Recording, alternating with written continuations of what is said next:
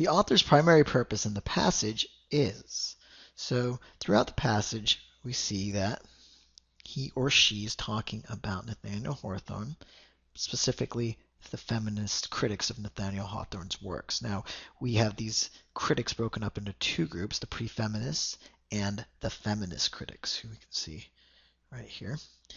And, or actually, probably better right there, there's our feminist critics. And the point here is how the pre-feminist criticism of Hawthorne affected the feminism critics, or the feminist criticism of Hawthorne. So those two things are being compared and contrasted, and even here at the very bottom, thus pre-feminist criticism foreshadowed. So all of this shows what, again, the relationship of pre-feminist and feminist criticism as it pertains to Hawthorne. And we have answered that in our own words. We can go back to answer choices. So we have here to compare and contrast pre-feminist and feminist criticism of Hawthorne. So that one sounds good for now. Let's keep it.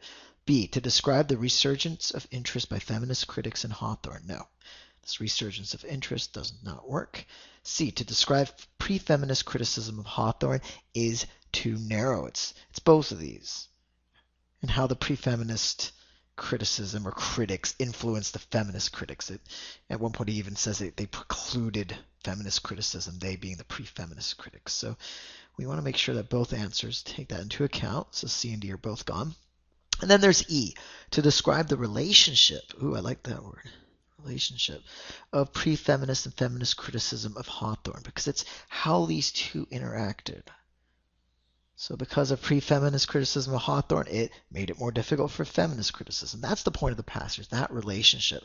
So this is our best answer, but let's go back to A. And I think this is always important with main idea or primary purpose questions, because you want to be able to see, well, why didn't that answer really work? It's not the best one, maybe, so why not? So with A, to compare and contrast pre-feminist and feminist criticism, well, it wasn't taking both of them. This is what pre-feminists said about Hawthorne, and this is what feminists said about Hawthorne. And now let's compare and contrast it, but more, well, because feminists said this, or rather pre-feminists said this something about Hawthorne, it's influenced or affected what feminists, the ones after, of course, the pre-feminists, what these feminists have to say about Hawthorne. Is that relationship that we're looking at here, and therefore E is our best answer.